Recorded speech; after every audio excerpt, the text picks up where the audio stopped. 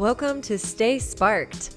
On this show, we explore how to stay inspired in the modern world through the most profound lessons from Burning Man, relationships, entrepreneurship, psychedelics, spirituality, travel, and more.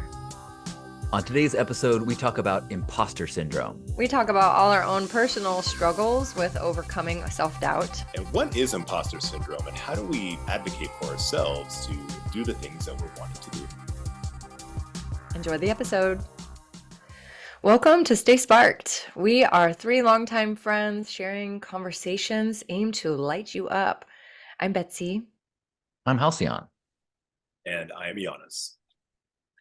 And today we are going to start off with gratitude as always. So HALCYON, what are you grateful for today? I'm feeling grateful for my mom. She just had her birthday and got to shower her with appreciation and love, and just feeling so grateful that she's still in my life and I get to have that ability to make her feel loved whenever I can.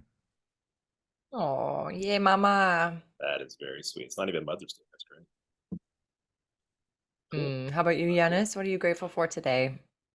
I am grateful for my friends, you two included. So I've had a couple of friends kind of drop off my personal radar of late, just because that kind of thing you want your friends to show up the ways that you show up for them. Not all the time, but sometimes. And I've had some friends really do that of late, and I've had other friends really not. So I'm grateful for those friends that show up. You know who you are. Oh, love you. Well, I'll share my gratitude is being here with you guys today. It feels really nice to just allow the inspiration to flow through our conversation.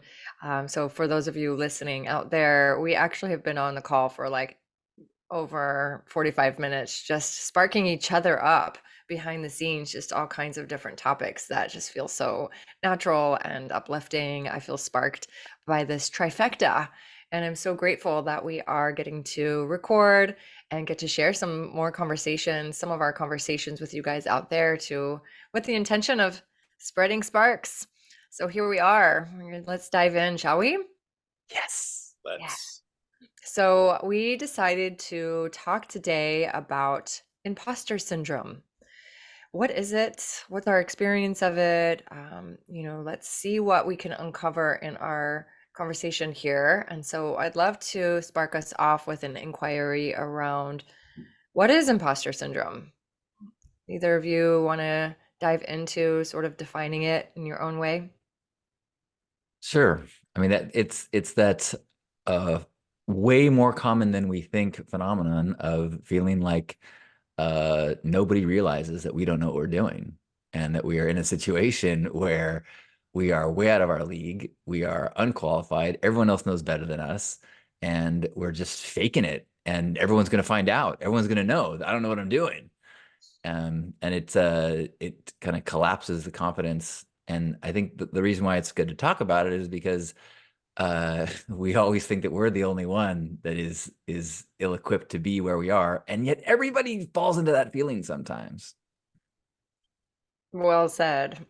Agreed. Agreed. It definitely comes up. It's a sensation that I feel pretty good having processed it for myself. But it's interesting how it will come kind of rear its head from time to time. Most recently, and my partner and I just had a baby, and that common sensation when we're walking out of the hospital is they realize we have no idea, how good they're letting us leave this with this baby. It's like, do they have any idea how bad this is going to go? But it's so far so good. It's been going well, but yeah, I think a lot of us, we kind of think that we're going to be found out, that there's people actually looking at us being what is Betsy think she's doing? Who is HALCYON to be hosting gratitude circles every morning? What is Yana? What are these three people doing a podcast for? Nobody's out there thinking that. Nobody's out there. We tend to be very concerned about what other people think about us, what their potential perceptions of us might be. And I think imposter syndrome is closely linked to perfectionism. Like, you know, if we can't do something absolutely right to the best way it could be done, then we have no business doing it. I think it befalls a lot of artists as well, people who consider themselves to be artistic. Like, if I can't be as good as, like, if I can't write a song, or if I can't sing, or if I can't paint as good as like these people who are famous, then I got no business doing it. It's like you're kind of forgetting the whole idea of, like, you know, life is about, you know, play and exploration, trying something new. So yeah, Totally. better to Yeah. play. And you know what feel like with what you shared around considering what other people think or worrying about other people finding out that we're a phony. I feel like my personal experience with the imposter syndrome is really more about myself. That like, well, who am I to do the thing?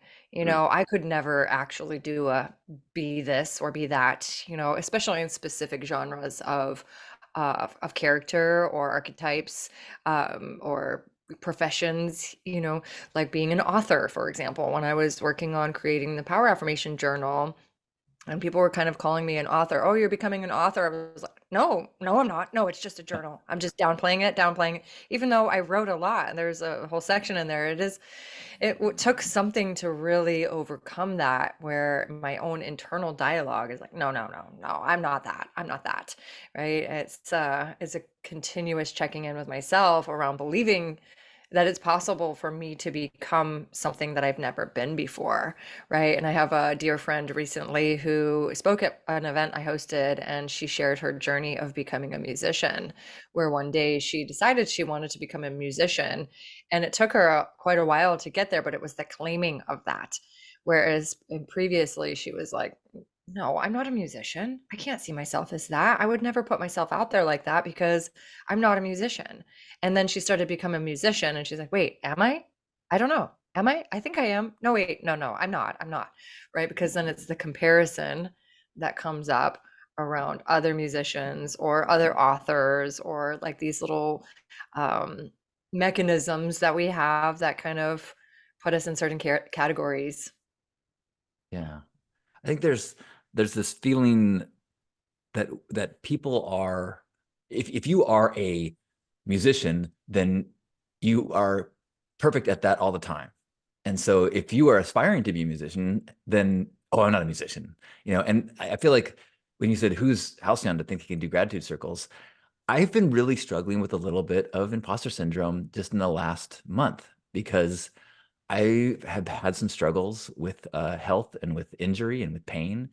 And I've had some days when I'm like really struggling to be grateful. And I actually came to the gratitude circle and said, hey, I need to have other people host for a little bit, because I mean, I didn't say it in these words, but I was feeling like an imposter. I was feeling like, who am I to lead a gratitude circle? Because I had in my mind the assumption, or the irrational expectation that I need to be like so overflowing with gratitude that I can just lift up the circle no matter what, you know. And if I don't have that perfection of the gratitude specialist, then I can't serve as someone who is going to hold a gratitude circle. And I think that we all fall into that place, not realizing that every single person on the planet is struggling sometimes, is having off days, and which is kind of going to be a trip when you go, wait a minute, is that true for surgeons?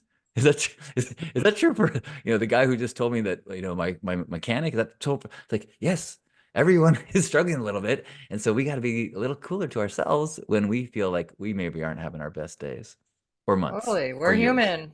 We're Yeah. human. I know I've had people be like, how are you so positive all the time? I'm like, I'm not. I'm not.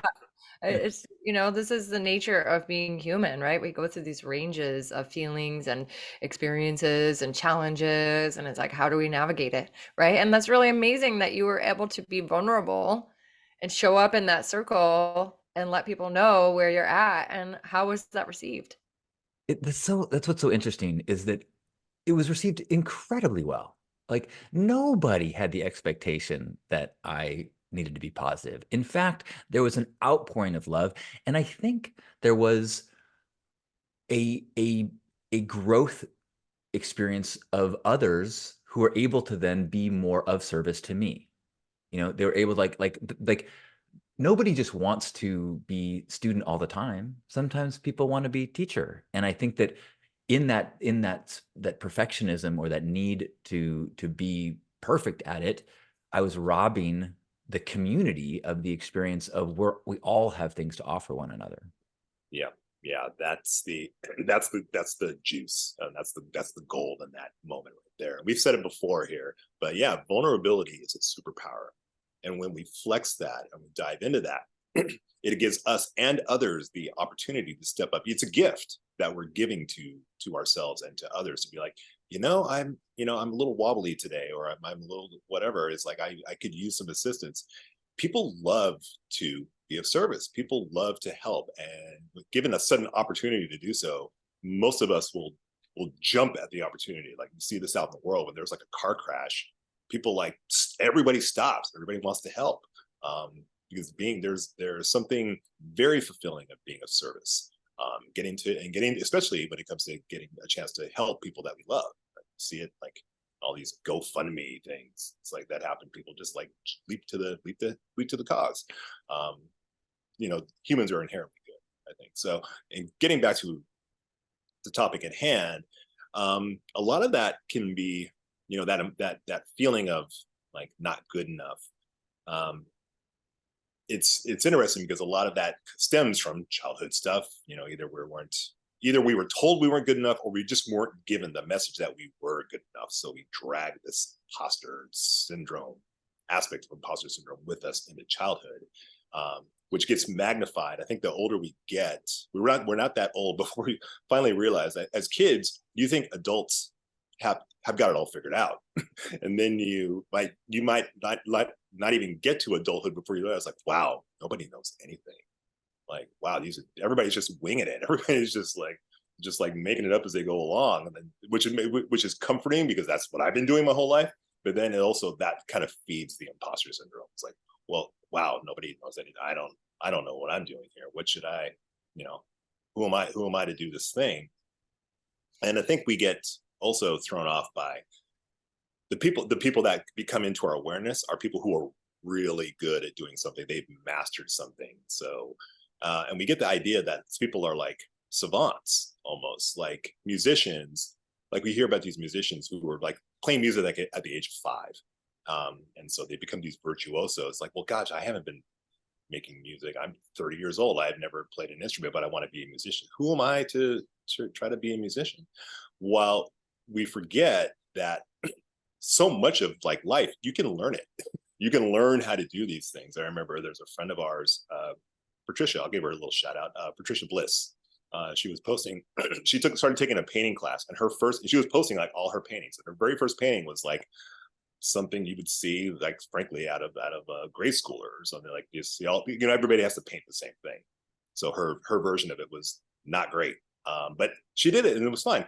But you saw over the course of, like, she would post it every week for like half a year. And by the time like 20 weeks had passed, it's like, that's a legitimately cool painting you did. And she was like, yeah, it's like, I learned how to paint. I can learn we can learn how to do these things. Public speaking, while it can be terrifying, you can learn how to do that. You just have to have that, that just little bit of push to get over the idea that you can't do it, or that you shouldn't do it. And that's where that imposter syndrome needs to be kind of uprooted out. Yes, so true, right? And those first early stages, it's a little awkward, it's uncomfortable, and when we can rise above the initial stages of learning, then we can be much more fulfilled, and then we can start to believe in ourselves a little more. I think we've referenced the Atomic Habits book many times, but I always love coming back to that one, because there's a section in there that talks about identity-based goals instead of like outcome-based goals. When we can really have a goal to see ourselves become something, become a painter or a musician, or an author or a speaker, right? When we can start to see ourselves going towards that, then that can be such fuel for our growth. I will speak to a personal experience of playing the flute.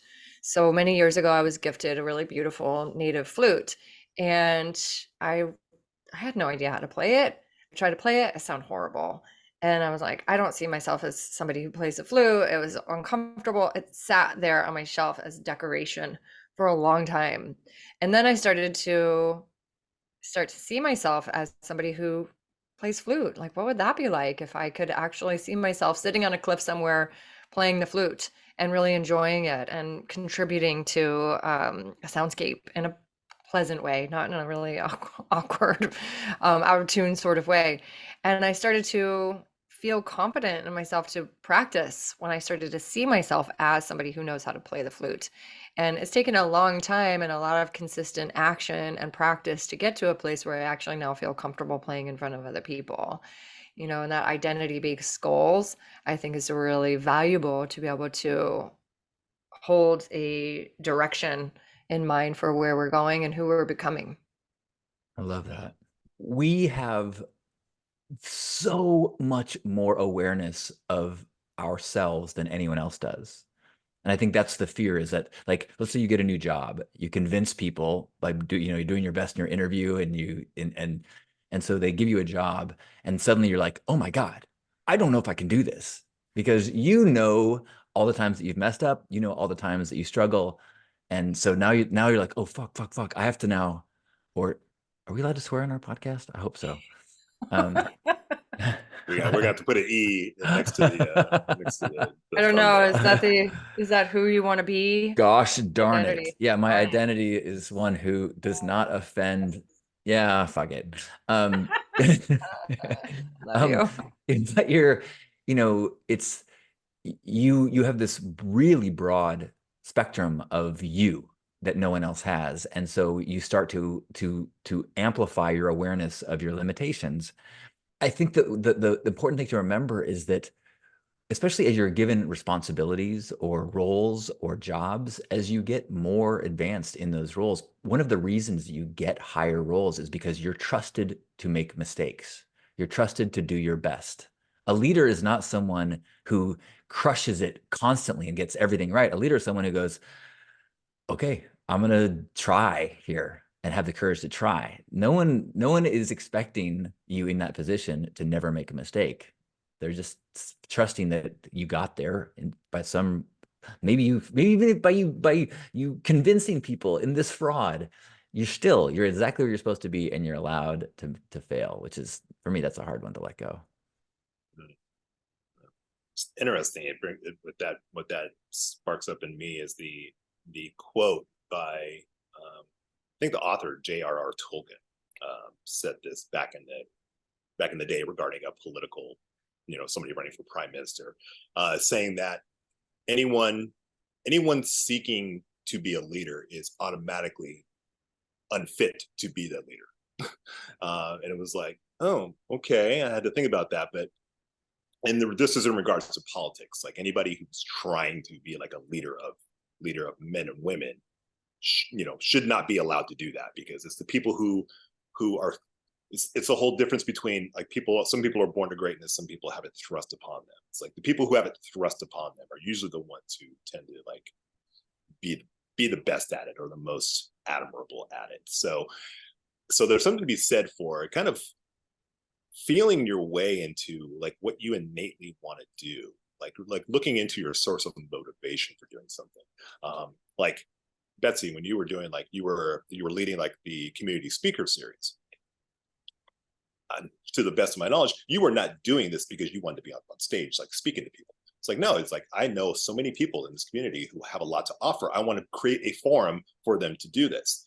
That is what made you good at it. It wasn't like a, hey, look at me, I got a microphone and I'm sending on stage. It was like, no, this forum needs to be created so that I can bring people, who have something to offer to the community at large. And that's why it was such a success, I think.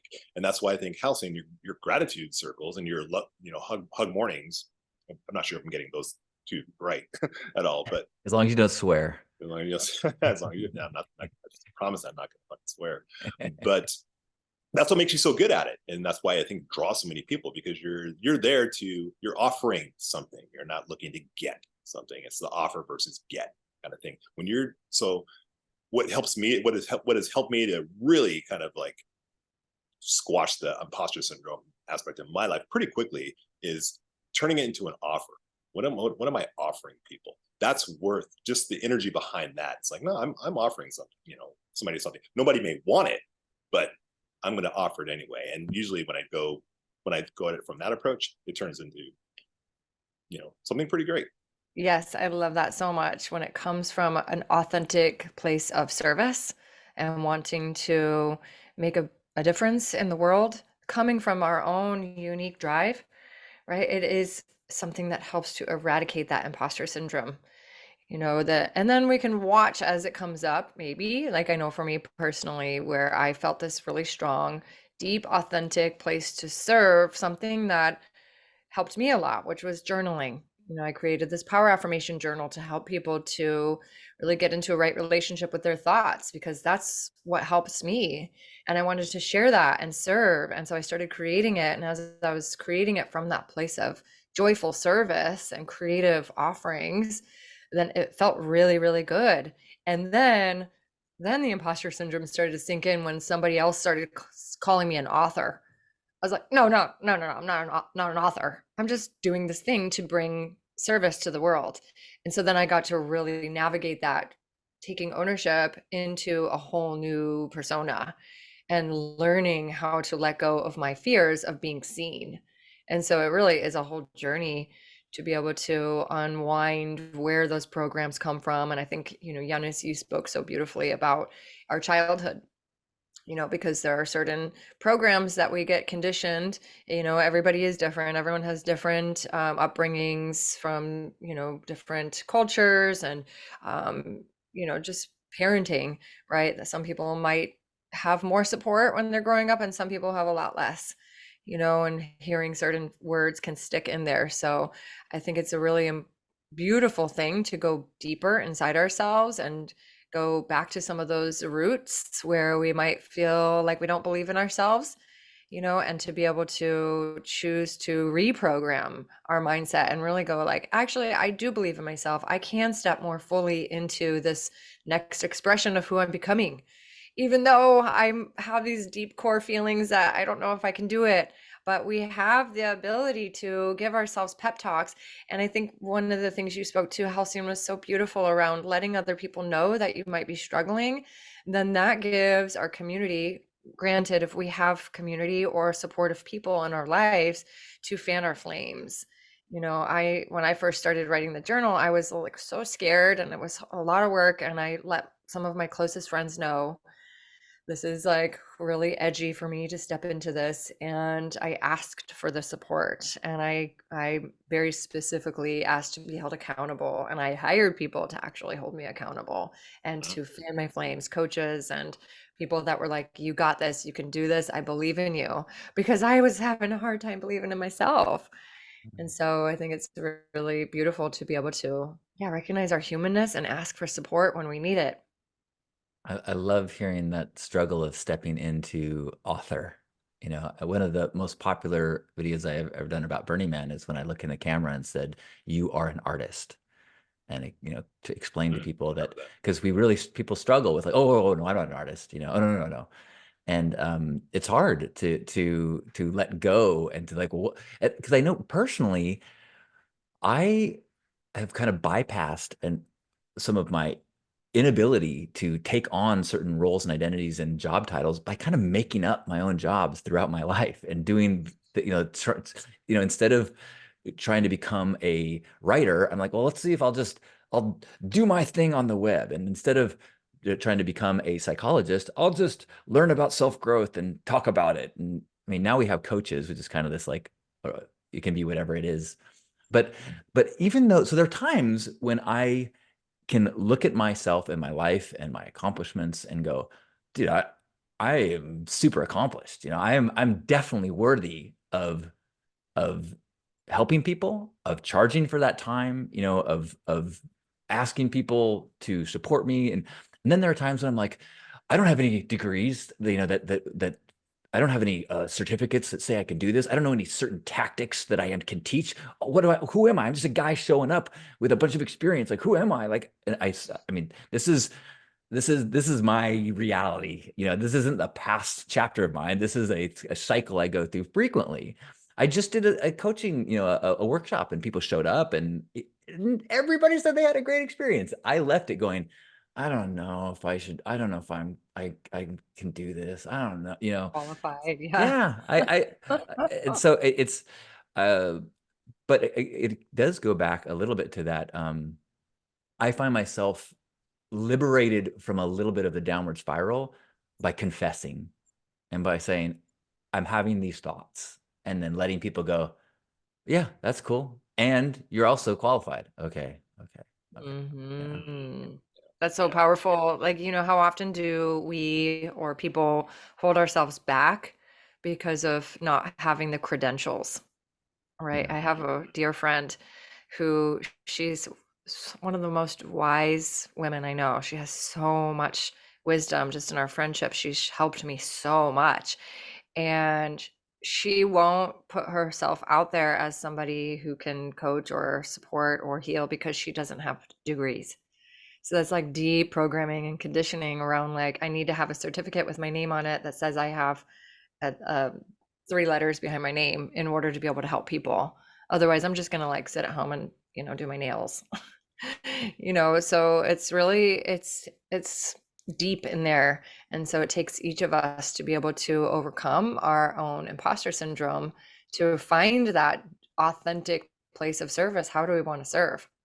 Whether that's a workshop or making art or sharing music, or being there for a friend or orienting our entire career path around something that feels that authentic place of service. Yeah. Yeah. We got to get over ourselves. Yeah. Get over yourselves. Yeah, agreed. And for me, I mean, we're 3 friends who have been around the block a couple times, and yeah, I don't want to get too deep into like armchair, psychology or anything like that, because I'm wholly unqualified for that. That said, I think a lot of what falls under imposter syndrome is like an umbrella with a lot of things that it kind of hovers over.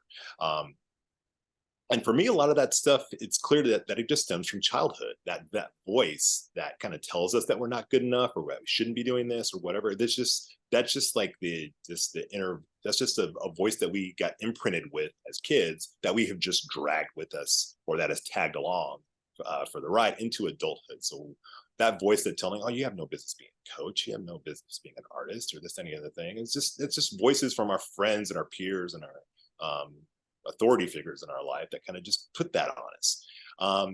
That is a hard thing to unroot, unpack and get out. But for me, what helped a lot was the realization, which I keep kind of coming back to, because we remember, then we forget. But instead of like, okay, I'm going to continue to kind of unpack or kind of uproot this negative self-talk. But that's going to be a lifelong process. But what I'm going to do is I'm going to advocate for myself at least as much as I'm going to give any sort of attention to this negative self-talk. That will always rear its head. But what needs to also rear up on occasion is like, no, you got this. You can do this. I can do this, and cheerlead for myself. And putting energy into that, as opposed to putting all this energy into like, no, I got to be like this best version of myself that I can be. It's like, no, put energy into this cheerleader, this advocate, to be like, no, you got this, you can do this, and have that voice be at least as loud, if not ideally louder, than the negative voices. That has helped me a lot in overcoming this belief that I can't do it, I don't deserve to do it, or I'm not worthy to do it. It's like, no, the simple fact that I'm born and I'm here, I'm worthy. I'm pre-worthy. My worthiness has been predetermined already. I don't need to convince anybody, especially myself, that I'm worthy of it. I am. Just the simple fact that I'm here. I have the idea to do this thing. I'm doing it. I got this. No. You shouldn't do that. Yeah. Yes, you can do it. Feel the fear. Do it anyway. Yeah. And I think what you're speaking to is also parts work. It's a very deep process of parts work, right? I've had a direct experience where my inner critic was so loud, and she was this part of me was protecting me from playing small, or from being embarrassed by playing small. And I got to do some very deep work around that. Like I was wanting to go bigger and share my gifts more fully, and I want to put myself out there, but I was like having this like overwhelming inner critic that was like, no, no, don't do it. Don't do it. You're going to embarrass yourself. You're going to fail. If you fail, then, then you're going to be totally shamed, or, just don't even do it, because then you'll just be protected. And so then I was able to see that mechanism inside to protect myself.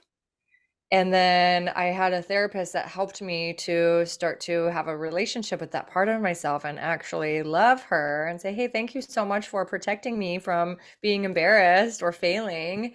And I'm ready for you to have a new role. And I got to empower that part of myself to become the cheerleader, because it's like one thing to say like I want to be more of a cheerleader for myself, but if we're like pushing away these other parts of ourselves, and this is like a whole other conversation and rabbit hole of parts work, but it takes something to really love all parts of ourselves to get to that place of feeling authentically connected to that inner cheerleader. Like, yes, yes, yes, you can do it. You can do it. I believe in you. You got this. So that other part is going like, hey, what about me? Hey, no, she can't. No, she can't. The little like image of the two beings on either side of us, like the angel and the devil. We all have these many different facets of the inner dialogue, and it's about how do we develop a healthy relationship with all parts to be able to rise and to step more fully into who we're becoming. It's a journey. I'm pretty sure your inner critic and my inner critic have like a Mean Girls type gang that they've been hanging out with each other. Because I was really thinking about that a lot related to this too. And that, there's a part of me that is trying to protect me from being embarrassed and letting people down. I don't want to let people down. And so that you're a fraud is a part of me that's trying to protect me from that. I actually had a really significant breakthrough on that in a tragic way, where I had a dear friend, a campmate that took their life a week after I refused to hang out with them because of their behavior. And it hit me so hard. And it became this, I feel like it's a gift from him now, because it helped me to see like, oh, that's the worst case scenario. The worst case, but if I disappoint someone and like give a workshop and someone goes, that wasn't worth $500, like, okay, I can live with that, like, but previous to that experience with my friend passing, I thought like if somebody said, you didn't, I didn't get value out of your workshop, like that just was so horrifying to me. And I realized, oh my gosh, I've demonized this very normal human experience of letting someone down, and I've made it so dark and scary that I have protected myself from letting anybody down. So thank you, Nick, for letting me know that I know it wasn't my fault, and that's the worst case scenario. And now I can disappoint people in so many more beautiful ways. You are free to disappoint people in yes, new and exciting ways. Yeah, thanks, Nick. Yeah. So, oh, wow. Yeah. Wow. Well, my condolences to your friend, and also to that part of you. I'm sure that there is so much learning in that whole journey. It seems like you've come a long way. Yeah. And yet still struggle, still on the regular. Yeah. Of course. Yeah. And as we get older, we start to become more aware of those parts of ourselves.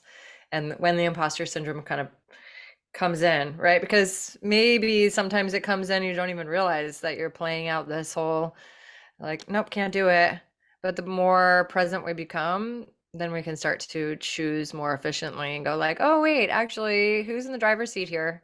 Is my higher self in the driver's seat, or is this inner doubter in the driver's seat?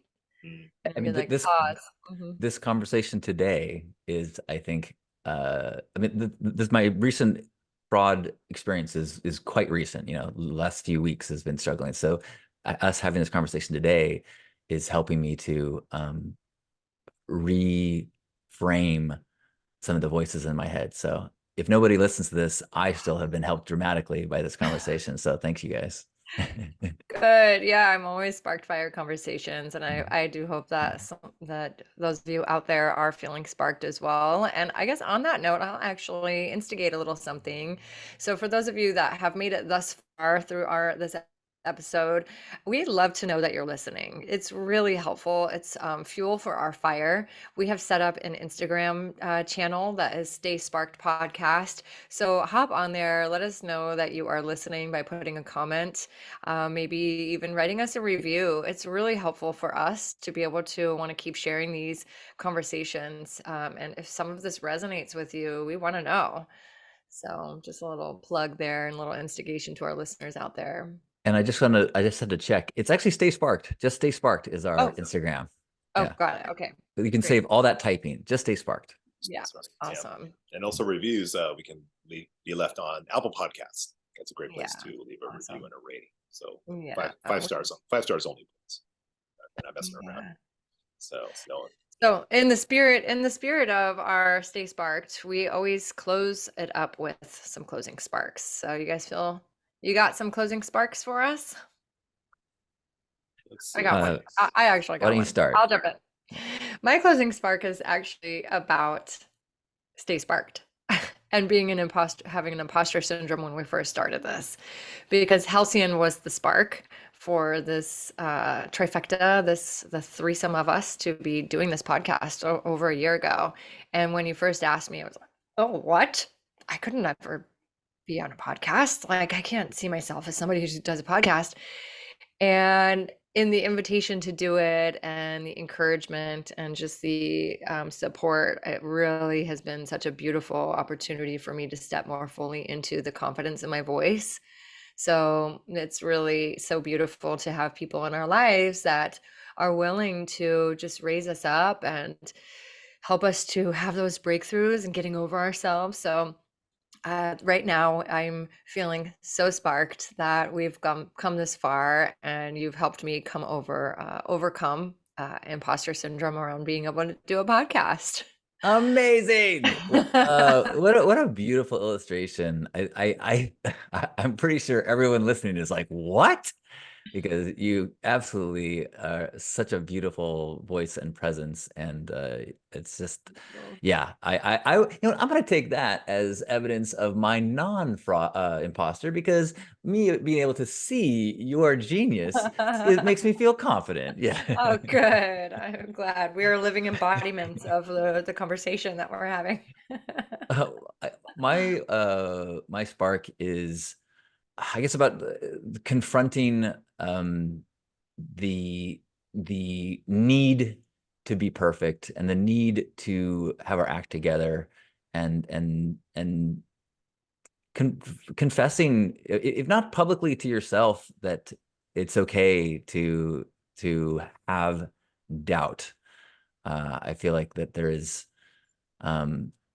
it's a continued vulnerability undressing, and that in almost every situation where there's connection happening, that if you remove the facade of pretending that you know what you're doing always, and confess that sometimes you don't, that the people that you are trying to connect with will find that crack in your facade as the way to feel your heart and to allow themselves to be touched by you.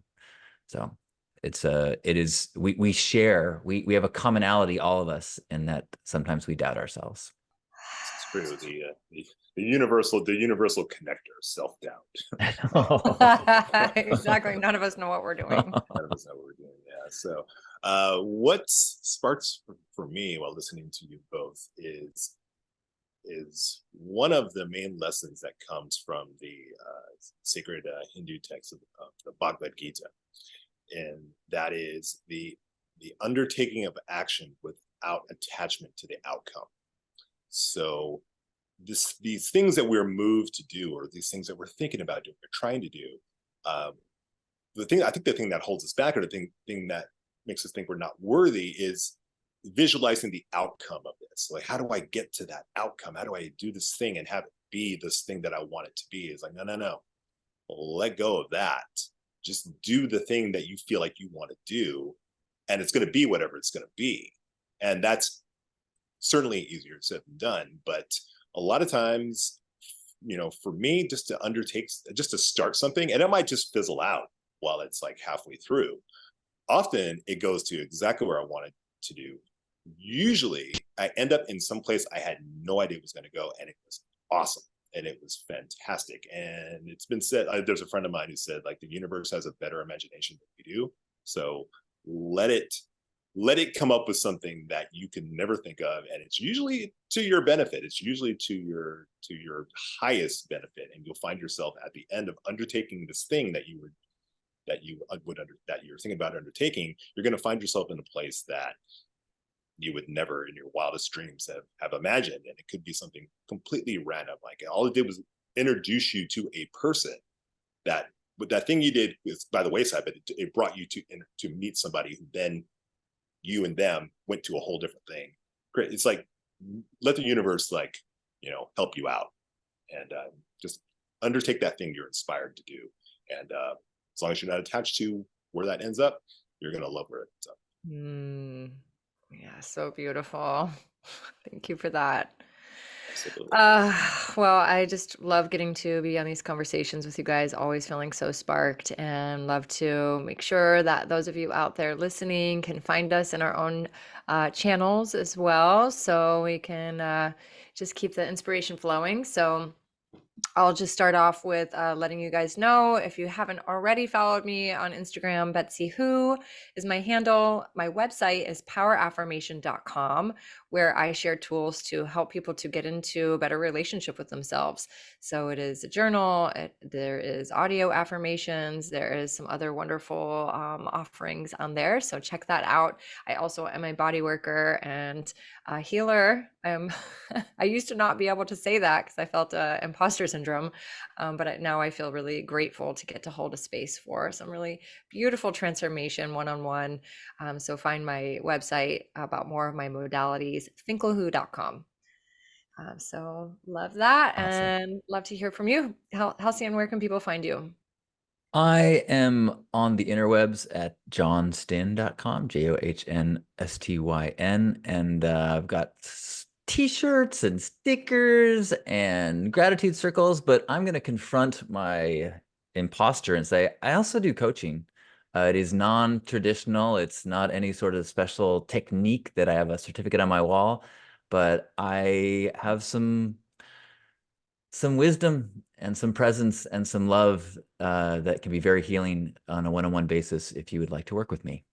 A perspective. You have wonderful perspectives. So supportive. Thank you for that. Yes. Thanks. Great. The pink perspective. So fantastic.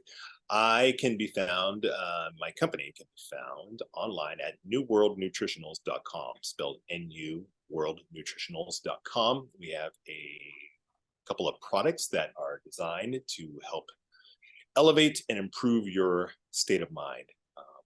One's a microdose product that helps alleviate symptoms of anxiety, depression, ADHD, even PTSD, and symptoms of dementia. Anything neurological helps with that as well. And even if all you're looking for is a little bit more focus, a little more, ability to retain information, and also the ability just to relax your brain. These products are fantastic for that. I'm happy to say we got plenty of fantastic reviews for them online at our website, nuworldnutritionals.com. You can use the code SPARKED for 10% off of all of our products. Awesome. Amazing. Well, I think the only thing left is, Betsy, would you give us an affirmation to close with? Absolutely. To help to eradicate the imposter syndrome, an affirmation sparked by this conversation. Actually, I wrote it down about partway through. So the affirmation is, I am an advocate for myself and for who I am becoming. And so if you like, we can just go ahead and close your eyes, place your hand on your heart, and just affirm internally, I am an advocate for myself and for who I am becoming. I am an advocate for myself and for who I am becoming. I am an advocate for myself and for who I am becoming. Affirming that again and again, I am an advocate for myself and for who I'm becoming. The more that we affirm that, the stronger our beliefs in ourselves become. It helps to dissolve any doubt, fears, and insecurities. We can keep showing up to be an advocate for ourselves and for who we are becoming in service to a better world, in service with our authentic gifts. And so it is. So it is. Thank you, Betsy. Thank you all so much for listening. Stay sparked, people. Stay sparked.